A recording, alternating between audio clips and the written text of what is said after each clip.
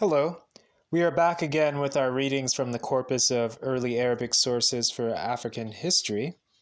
Today's selection will be on the Zaghawa and Kanem from Yaqut al-Rumi, a 13th century source that's quite detailed, although he borrows heavily from his predecessors, including al-Muhalabi and al-Bakri, al-Idrisi, and others. Let's begin. Zaghawa, spelled out, is said to be a town south of Ifriqiya in the Maghreb, and by others is said to be a tribe of the Sudan south of the Maghreb.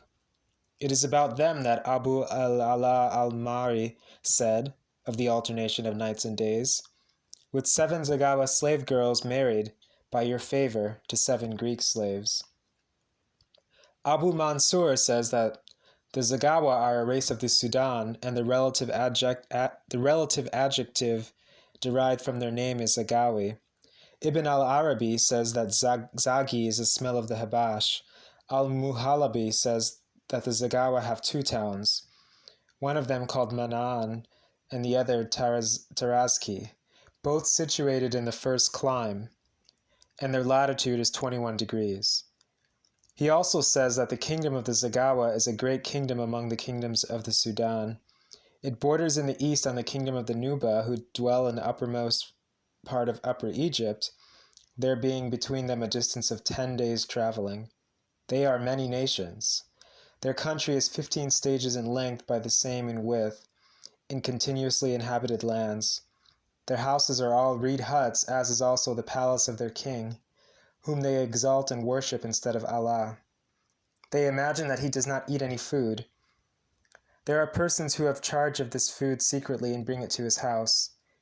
It is not known where it is brought from, and if it happens that one of his subjects meets the camels carrying his provisions, he is killed instantly on the spot.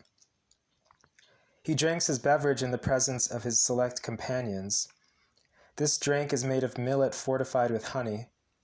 His attire consists of trousers of thin wool, over which he wraps himself in excellent garments, made of a single piece of wool and Susi silk and costly brocade. He has unlimited authority over his subjects, and he enslaves from among them anyone he wants. His wealth consists of livestock such as sheep, cattle, camels, and horses. The greater part of the crops of their country is sorghum and cowpeas, and then wheat.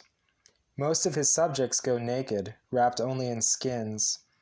Their means of subsistence is crops and the ownership of livestock. Their religion is the worship of their kings, for they believe that they bring life and death, sickness and health. With respect to the towns of Al-Balma and the capital, Kasaba, of the land of Kawar, Zaghawa is to the east with an inclination towards the south.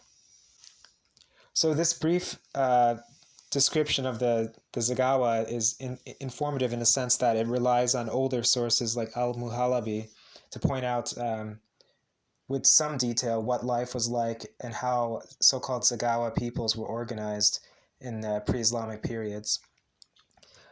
We know that the town of Manan was one of the cities or towns associated with Kanem, so that at least part of this vast region that is being described as the land of the Zaghawa was indeed Kanem. And clearly this is, at least for Al-Muhalabi, writing I think in the 10th century, this is a pre-Islamic period before the kings of Kanem converted to Islam. It's also interesting in the sense that it suggests quite a bit of continuity over several centuries between pre-Islamic customs and rituals, and then those that persisted long after conversion to Islam, such as the influence and power of the king, the fact that the king was not supposed to be seen eating, and the alleged worship of the king. We will continue with additional sources on Kanem and the so-called Zaghawa, which is a very broad term, of course, in medieval Arabic sources on sub-Saharan African peoples. But we will continue with this in a future date and hope to expand upon this topic.